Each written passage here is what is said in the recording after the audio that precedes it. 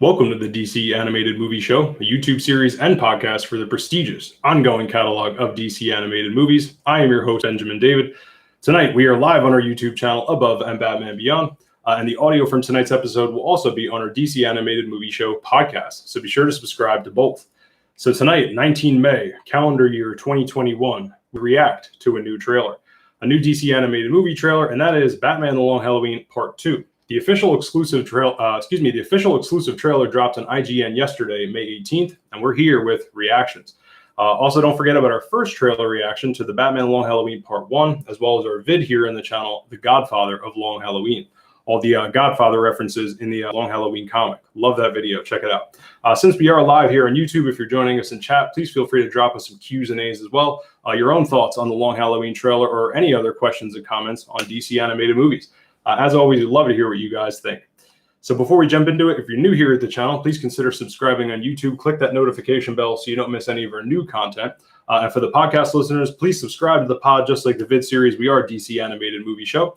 You can find the podcast on Apple, Spotify, wherever you listen to podcasts. Again, this particular episode is available in both video and audio form, so you get to pick your poison for today's show. But again, please subscribe to both, since there's plenty of YouTube stuff you're obviously not going to find in the podcast, and vice versa. And finally, follow us on Instagram. We are at DC Animated Movie Show. And follow the YouTube channel as well. We are at Batman Beyond Media. All right, Gotham, the clock is ticking. Let's talk about the trailer for Batman the Long Halloween Part 2. All right, let's see if anybody's in the chat. Patty, chat. Nobody yet. No worries. All right, so for those of us not joining us live on YouTube, thanks to the script, thank you for your patience. Please feel free to drop us a question anytime or let us know what you think of the new Long Halloween Part 2 trailer. So what we're going to do is start off with some quick IMDb trivia, as always. Then IGN provides a pretty substantial synopsis. So I thought we could skim that as well to get an idea of what we're going to get for Part 2 of Long Halloween, not just Part 1, because, again, this is a two-part movie. And then for the trailer reaction, I'm just going to play the trailer live here in the podcast on my Chromebook and react throughout. I have seen the trailer several times already, but this is always fun to do, is it not? So some quick IMDb trivia on Long Halloween. From IMDb, the killer known as Holiday continues to stalk the Falcone crime family, while a new class of costume criminal rises in Gotham City. Batman suspects that a former ally might be the serial killer. So some of this is a repeat from Part 1 when we did our Part 1 reaction in terms of the IMDb trivia here. Of course, not including the upcoming cast for Part 2. I don't know why I couldn't say that. Cast for Part 2. So Batman the Long Halloween is a two-part movie, once again, with Part 1 set for the season of summer. June it comes out, Part 1. So just next month, and then Part 2 in the fall. So the film is written by Tim Sheridan, who also wrote 2020's Superman Man of Tomorrow. And then it's directed by Chris Palmer. And if I'm not mistaken, don't quote me on this, but I'm pretty sure Tim Sheridan also is working on the He-Man, the Motu, Masters of the Universe with Kevin Smith. Somebody fact check me if I'm right about that. Anybody in the chat? Patty, chat? No, it's okay. We do have some people joining us, so that's cool. So a more, again, detailed synopsis from IGN. I thought this was a lot of detail here. I'm not going to read 100% of it because I think it gives a lot away, but still, if you've seen the trailers or any of the sneak peek stuff, and of course, if you don't want this stuff, it's not spoiling, but if you don't like this kind of stuff ahead of time, you probably shouldn't be watching this video to begin with, right? So inspired, once again, this is from IGN, inspired by the iconic mid-1990s DC story from Jeff Loeb and Tim Sale, Batman the Long Halloween Part 2 continues as the Holiday Killer is still at large, and with Bruce Wayne under the spell of the venomous poison ivy, Batman is nowhere to be found. Liberated by an unlikely ally, Bruce quickly uncovers the real culprit, Poison Ivy's employer, Carmine Falcone. The Roman, his ranks decimated by Holiday and his business spinning out of control, has been forced to bring on less desirable partners, Gotham City's Rogues Gallery. So this is very Long Halloween. The Roman, the boss, the Tony Soprano of the Falcone crime family, desperate, so desperate that he's going to call upon the Batman Rogues. That's how I think of course, I'm from New Jersey, and of course, everything as a millennial goes through the eyes of the Sopranos, right? And I'm obsessed with HBO. So I always think of this as just like Tony Soprano would have to be so desperate that he hires the psychopathic costumed villains to, because they're the only people who can fight back against Holiday.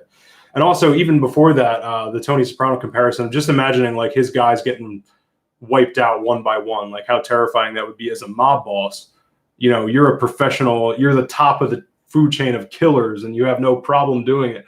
And still, you're the one getting hunted. The hunter becomes the huntee, the predator becomes the prey. So that has to be terrifying for a guy of that level of power. Pretty fascinating thing to explore. So the IMDb cast here from Batman the Long Halloween Part 2. Again, some of this is going to be repeated from Part 1, but there are going to be some new cast members. Jensen Ackles is once again Batman Bruce Wayne. The Joker, Troy Baker. I talked about my feelings about that in Part 1, which in short are he's just doing a Mark Hamill impression, a Mark Hamill Joker impression. He's a good voice actor. Do your own voice for Joker. That's great. You can do Mark Hamill. I just don't know why you're doing it. Layla Berzins is Sophia Falcone. Billy Burke is James Gordon. Zach Callison, young Bruce Wayne. David Dastmalchian is Calendar Man / the Penguin. Alyssa Diaz is Renee Montoya. John DiMaggio is Mad Hatter. His voice is very distinct. You can definitely tell that's John DiMaggio. Very Bender Mad Hatter. Robin Atkin Downs, Scarecrow / and Thomas Wayne. So he plays both Scarecrow and Thomas Wayne, which is pretty interesting. Josh Duhamel is Two-Face, Harvey Dent, which we'll get to, but he's kind of just doing the animated series. Two-Face. Why? Alistair Duncan is Alfred Pennyworth. Gary Leroy Gray, just his voice. I don't know what the hell that's about. We just have two more here. Amy Landecker is Barbara Gordon and Carla Vitti. Two more. Julie Nathanson is Gilda Dent, and Jim Pirri, Pirri, is Sal Maroni. Some disappointing things. I don't know if I said this first time around, but very few Italian actors playing these Italians. And like, look, obviously you don't have to be Italian to play, but with other, and this is controversial, of course, but like Italian isn't per se an ethnicity, but it's more than just a background, right? So it's like in The Sopranos, for example, they were, once again, I know I'm going to go to The Sopranos here, but like most of the cast was Italian, right? Even Edie Falco, who was like, doesn't look stereotypically Italian. She's got the blonde hair, blue eyes and stuff, but like Italian. These people know the voice and the tenor and all the rhythmic, what's the cadence of Italians. I don't know why we're not getting more Italians in this cast. Not saying these actors can't do Italian accents, but like you have black characters, you have a black person doing it. You have Asian characters, you have an Asian person doing it. Once again, this might be controversial because Italian might not be considered ethnicity. And if you are in one of those groups, you might be saying, look, Italian's not necessarily a racial thing. But again, there is more of a gray area of I'm now digging myself a hole. Stop me here. But I just think there should probably be more Italian last names in this cast. That's all I'm saying. All right, so that's the cast. And then back to, once again, this pretty impressive synopsis here. I'm not going to read the whole thing because, once again, it's pretty detailed. But to continue saying, in the meantime, this is IGN. In the meantime, Harvey Dent is confronting battles on two fronts. Two fronts. I wonder why that number. Attempting to end the mob war while also dealing with a strained marriage. And after an attack that leaves Harvey hideously disfigured, so we see the acid go on his face, which we're about to watch in the trailer. The district attorney unleashes the duality of his psyche. All right, so you guys know what happens with Two-Face. I don't want to go into it.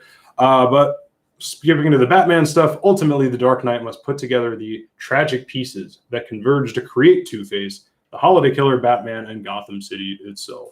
In the comic spoilers, the killer is not Harvey Dent. So I'm interested to see what they do in this movie because it could be him, and I hope they change who the killer is. Spilling water on myself. I hope they change who the killer is because why the F would you keep? I think they will. Just because it's like if you have the end of a spoiler right here, don't give us the same spoiler in this medium over here.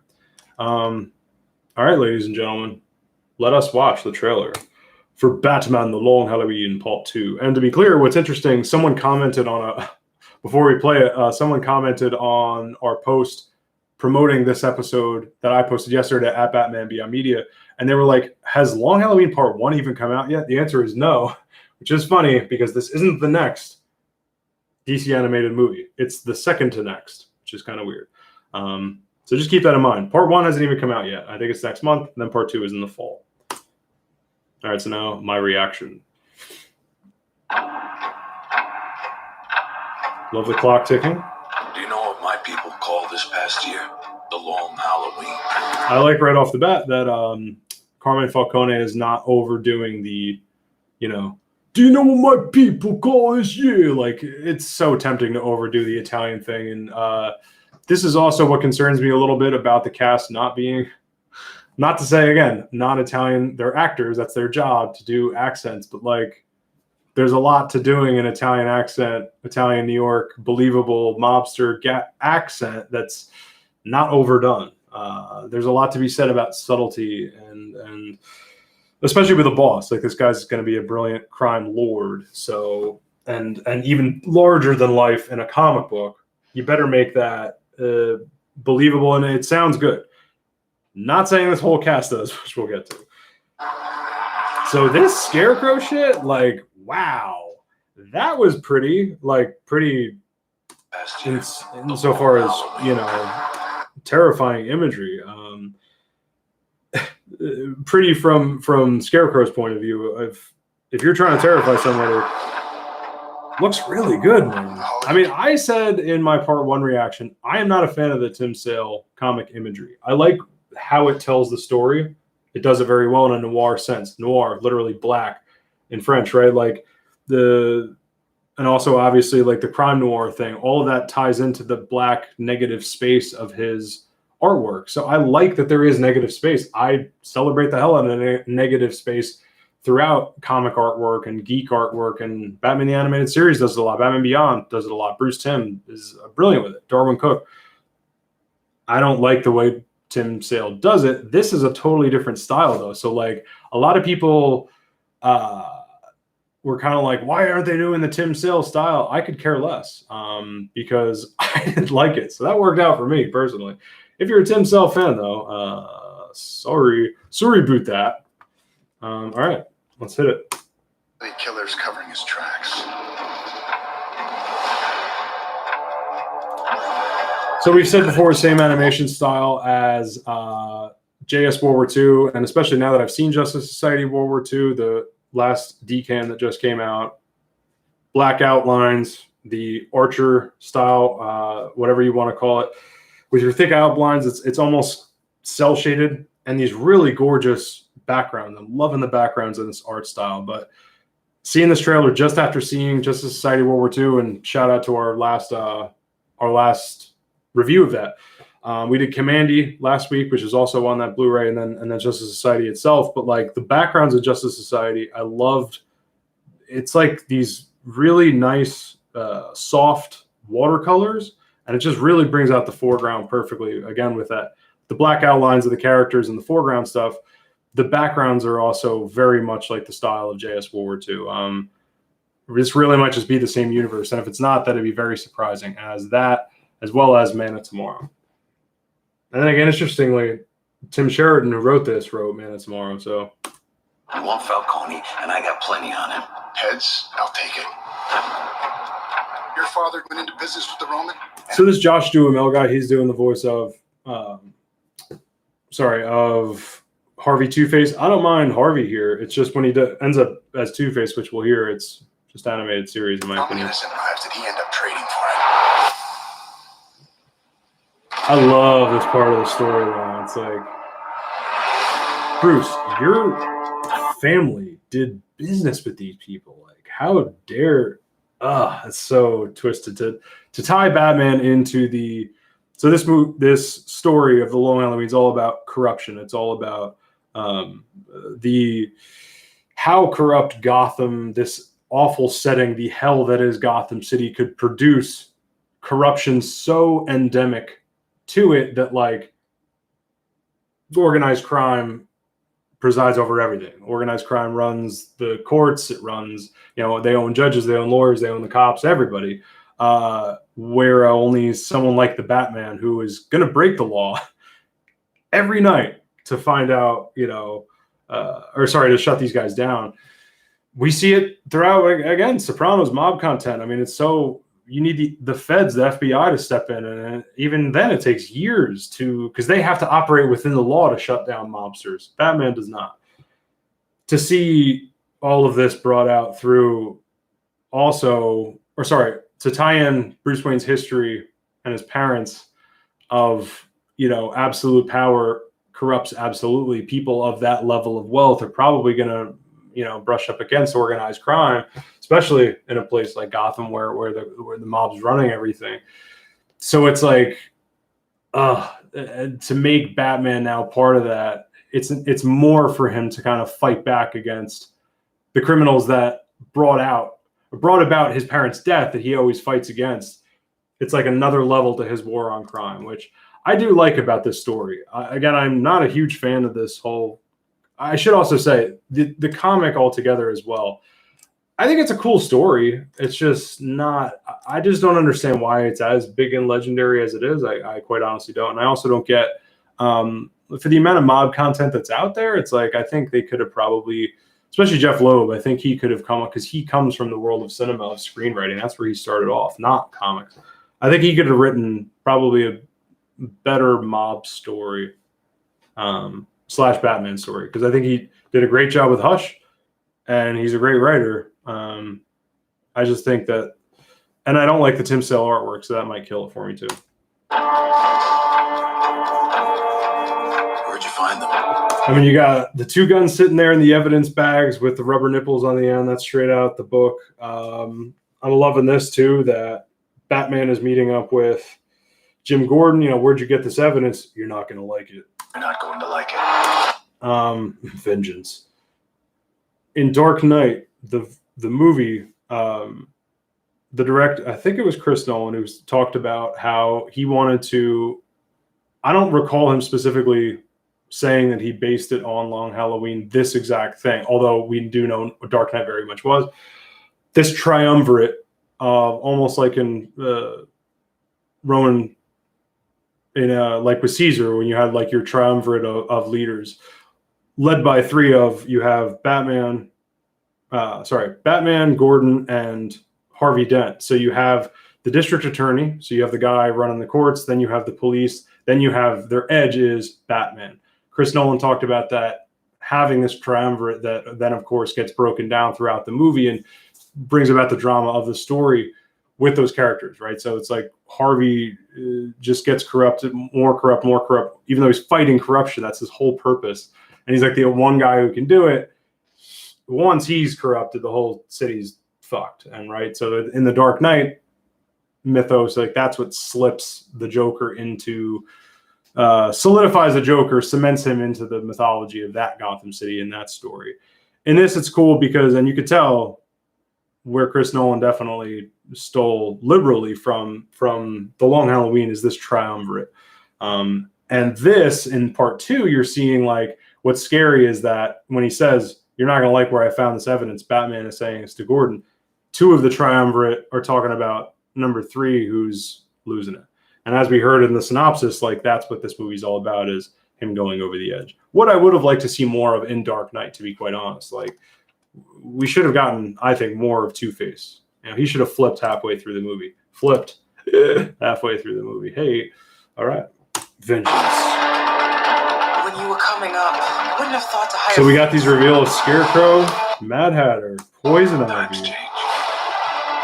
This is once again in the part of the story where Carmine Falcone, Tony Soprano, becomes desperate and starts calling in on the Rogues Gallery to clean up the mess that is the Holiday Killer, because even he as a mob boss can't do it. Made that promise, would cross the line. You could tell the brutality of Man of Tomorrow is coming back. Like that scene when Lobo is beating the shit out of young Superman, that brutality is coming back in this. This is R-rated, by the way. Vengeance, Redemption. So these are the titles that are coming out. Gotham looks good, man. Again, in this Man of Tomorrow. So I'm looking at this part. It's 103 in the IGN trailer. Poison Ivy's doing this with her arms out, kind of this messianic pose. And then in the background, you got Gotham. And again, the backgrounds in this animation style are really nice. And Gotham looks good. Everyone's invited to this party. And that's the other thing I think about Long Halloween that I wasn't a big fan of. Like, I just don't think Gotham got a ton of attention. Like the cityscapes of it. I just wasn't. I think it probably felt enough like a noir, like a typical noir story. Just, I think Batman noir story should elevate and again, larger than life eyes noir stories. This is cool. Catwoman flipping in. We get to see then the acid go on Harvey's face. Didn't need that in the trailer. We could have waited to the movie for that, but at least, you know, it's driving home. We're getting that. Scarecrow looks badass with this, again, these thick black outlines, this cell shading, this scene in the cemetery. Mad Hatter and Scarecrow. Scarecrow's got those, you know, red eyes. He looks badass, man. Little bat, how I wonder what you're. That's kind of loud. I mean, I just love about this story that you get so many rogues. Like that flash through there, there was no point in stopping because it was just villain, villain, villain, villain, villain. That's what's sweet about Long Halloween. It is just villain after villain after villain. It's what we should get more in movies. And I'm glad that, like, they're not afraid to say, this is what's in the comic, let's put it in the movie. Not to say that every movie should be a direct adaptation of the comic, even if it is based in the comic. In fact, I think they should take liberties and cut stuff down. But if it's a Batman story, like, run through the rogues, bitch. We need more, we need less fear of running through rogues in Batman movies. I don't care if it's one episode of TV, one movie. Throw some more rogues in there. I'm liking that. This just part 2 is packing them in. What is?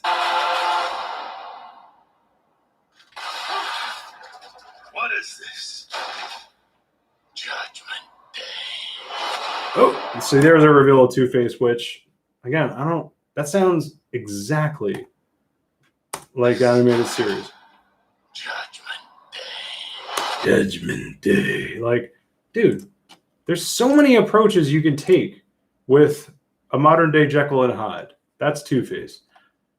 William Shatner's like 9,700 years old and did an amazing Two-Face at that age in the Batman versus Two-Face. Like, come on, man. Again, I thought his Harvey Dent was fun. I wish him and then Troy Baker as the Joker. It just sounds like animated series characters. And then, so I haven't said this yet.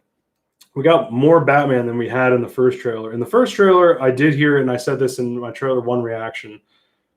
It sounds too much like, again, Jensen Ackles, who was Red Hood and Under the Red Hood. It sounds kind of just like him, that guy's voice going, "I'm Batman."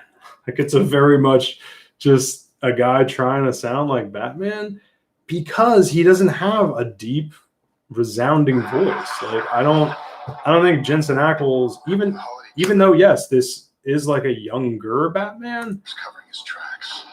you know, and I don't. Great, I'm glad he was Red Hood.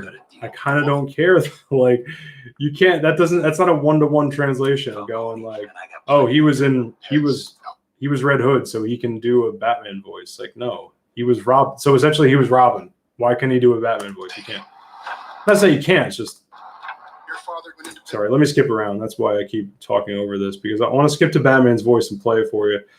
This just, oh God, it annoys me. It does, because, again, this is very much them going like, oh, Red Hood was popular, so Thought to hire free.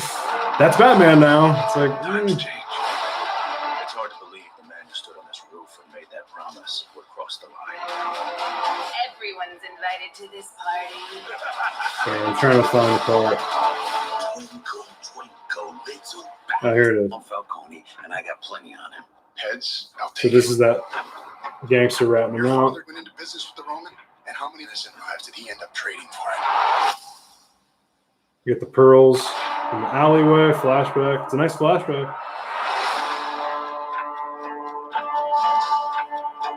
Here it is. Where'd you find them? You're not going to like it. You're not going to like it. When you were coming up, I wouldn't have thought to hire freaks. I guess that wasn't. I'm trying to remember the Batman line. It was just like. It's hard to believe the man who stood on this roof and made that promise. This, yeah. Sorry, this wasn't. Here it is. It's hard to believe the man who stood on this roof and made that promise would cross the line. It's hard to believe that the man who stood on this roof, and I mean, it just sounds like Red Hood. Doesn't sound like Batman to me. It does not. He looks great. Looks great. Looks great. It's hard to believe the man who stood on this roof and made that promise would cross the line. I mean, if you swap that out with Red Hood, you're telling me that, yes, it's a little lower. It's a little slower. It's not much. Not low or slow enough, kids. Oh, God. Whatever. Not a big deal. He does look great. The movie looks cool. And I'm glad it's a two-parter. It's a long story. I know people bitch about that. They don't like I don't say the word bitch because they're unreasonable. I just mean that they don't like that.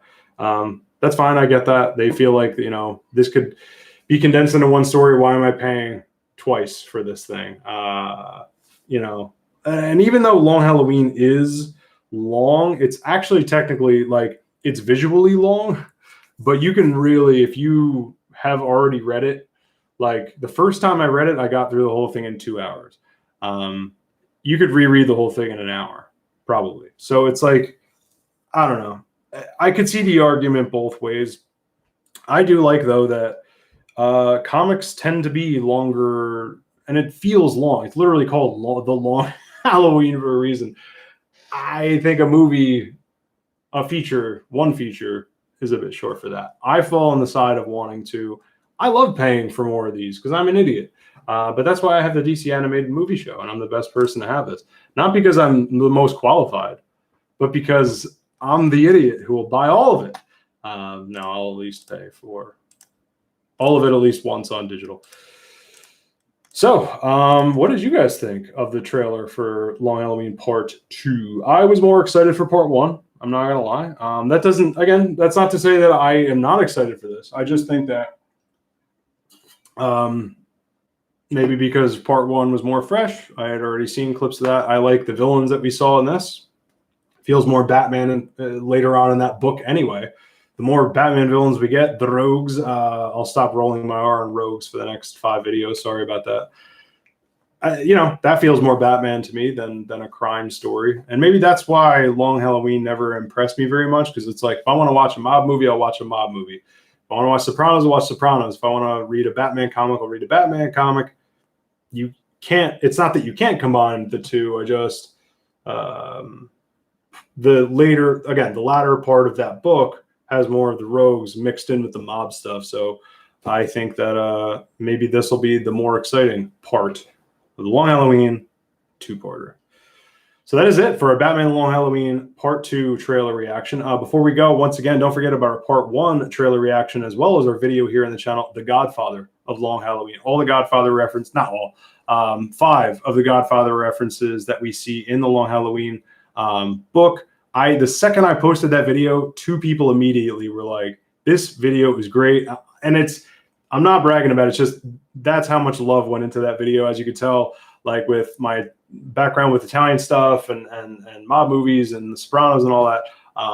There's even a Soprano thing that is applicable to this book, believe it or not. So, and I'm hoping that some of those are going to be in the movie as well. So check out that video. I really loved doing that video, and hopefully that translates. And for some people, it already has. And again, that's called The Godfather of Long Halloween here on our YouTube channel. Our last video for the DCAM show was my review for Kamandi, The Last Boy on Earth, ! Kamandi's the newest of DC Showcase animated shorts. It came with the new DC animated movie, Justice Society World War II, which I mentioned before. So you can find the reviews of both of those movies right here on the channel. And of course, stay tuned for more coverage of both Long Halloween Parts 1 and 2. Definitely going to have some more vids coming from that. In fact, behind the scenes, there's a sneak peek on the Justice Society World War II for every DCAM that comes out, the sneak peek featurette for the upcoming DCAM stuff comes out. So it's like you see animatics and you see all kinds of fun shit from the next movie. Oh, of course, El Colecto once again comes. How do you do this at the end of every? It's always at the end of every video. That's okay. I'm still here. I didn't do the closeout yet. This is beautiful. El Colecto, what's up? Just thinking about actors sounding like the animated version, and this came to mind. Should every interpretation of a character do their own thing and be different? Let me do the next question, and then we'll kind of break it down. The next question is still from El Colecto on YouTube. What if they do something different and people say, no, that's not Batman, and no, that's not Joker, because they don't sound like what they expect to be? Just a thought. Okay, good. I'm glad I read that second part, because that's a good point, right? So El Colecto is saying, yes, they do sound like the animated series guys. Again, Troy Baker sounds a lot like Mark Hamill Joker. Josh Duhamel sounds, to me, once he's Two-Face, identical. Should every interpretation of a character do their own thing and be different? So he's kind of asking almost what we like to call a normative question in philosophy, which just means it's like a should or should not versus is or isn't, right? So it's like, if you're going to do a character like this, is there maybe some kind of normative, like, is there maybe a should that goes along with it, that if people think of the animated series voices of these characters, maybe they should do an interpretation of that. I do see what you mean, absolutely, because here's the thing, Jim Carrey stole liberally from James Gorshin. James Gorshin? Do I have that right? Jim, who is sorry, whoever did the Riddler from the 66 show. Jim Carrey has pretty much admitted to doing the Gorshin stuff. Frank Gorshin, sorry about that. Yes, I think so to a degree. What's his name? Cesar Romero. There was even bits of Cesar Romero on Gotham, even though I couldn't stand that show. The kid who was actually Commandy, of all things, the voice of Commandy, I forget his name, but that actor did a fantastic job early on with the character of Jerome or Joker, whatever the hell it was, when he started to turn in the interrogation scene. I thought that was brilliant. His origin was through the Haley Circus and stuff, so they retconned him into the mythology of Dick Grayson, if they ever bothered doing that, which of course why would they do that? Because this show's about nothing regarding Batman. Anyway, but I thought that actor did a good job, and there was even some Cesar Romero in his performance, is what I wanted to say. Absolutely, I like that. You can, but I think that it should be just that, though. Pull inspiration. And look, if Troy Baker wants to do one movie where he's doing the Mark Hamill Joker, that's fine. Even, let's say, in the Batman versus TMNT movie, that's the kind of movie where I am on board with exactly what you're talking about. To take things that are so close to the animated version that you're homage, it's more than an homage. You're almost tributing it, right? It's like a next level homage. Yes, sure. But that's because that movie is you're seeing Michelangelo freak out about, oh my God, I'm meeting Batman, and he's fanning out, right? So with stories like that, maybe the more fun stuff, sure. I want to hear Troy Baker, and I'll hire him to do my voicemail, because he'll be a hell of a lot cheaper than Mark Hamill. But I just don't want to, and especially I'll also say I can't agree, not that I disagree with the El Colecto, I'm just saying, for this project, definitely don't want it. Long Halloween is supposed to be as cinematic a Batman story as possible, which is kind of the cat eating its tail because it comes from a comic. But again, the comic is a very film noir inspired thing. So it's obviously, there's tons of Godfather shit, as we talk about in that video that we made. Look, there's plenty of film in there for it not to be this let's do another version of the cartoon. He should be doing a Joker that is not believable, but that is something you would see in not live action per se. Yes, this is animated, but a gangster story. I don't know. I just, And even like obviously, what's his name? John DiMaggio is an amazing actor, but his where is it over here? His Mad Hatter just sounds like he does this like British, and I cannot remember. Everyone's invited to this party. I can't remember what character it sounds exactly like. Like, as amazing as Don DiMaggio is, it's this like Cockney Mad Hatter thing that totally makes sense. Like Alice in Wonderland, I don't know. You know, here it is.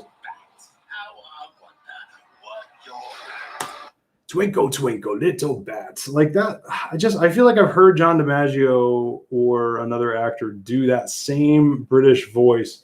As good as it is, as good as the accent I'm sure is, and as great of, I'm sure he's going to deliver the lines as a believable version of that character. It just all sounds pretty damn cartoony to me. And like, here's the other defense too against what I'm saying. Like, here's me fighting with myself back and forth. I'll do this all night, but I'm going to wrap this in a minute, I promise. The animated series, Batman the Animated Series, was a very film noir project too. So they weren't playing it big. I'm not saying those actors were like playing it cartoony. They weren't like at all. That's why Batman the Animated Series was so great, is that they weren't just filling every second with, you know, music, fart noises, dumb, blah, blah, blah, just so much crap that is still a part of animation, if not regular television. Just taking time with moments of silence to plug The Sopranos 1,000 times more. Like, Sopranos did that all the time. Just moments of people not talking, looking, you know, just looks that they give each other. Batman just wandering around the darkness. This feels big and operatic. That could just be the trailer. They want to promote it and stuff. I hope it's as kind of more subdued than the animated series. It's an R-rated movie. Like, bring that shit down. So I see what you're saying, El Colecto. I just don't think that this is the project for it. Follow El Colecto on Instagram as well. A loyal follower to Above and Batman Beyond. So once again, that is our trailer reaction to Batman the Long Halloween Part 2. If you're new here to the channel, please consider subscribing on YouTube. Click that notification bell so you don't miss any of our new content. And for the podcast listeners, please subscribe to the pod. Just like the vid series, we are a DC animated movie show. You can find the podcast on Apple, Spotify, and wherever you listen to podcasts. Again, this particular episode is available in both video and audio form, so you get to pick your poison for today's show. But again, please subscribe to both, since there's plenty of YouTube stuff you're obviously not going to find in the podcast, and vice versa. And finally, follow us on Instagram. We are at DC Animated Movie Show. And follow the YouTube channel as well. We are at Batman Beyond Media. So I've been Benjamin David. And remember, animated, we stand.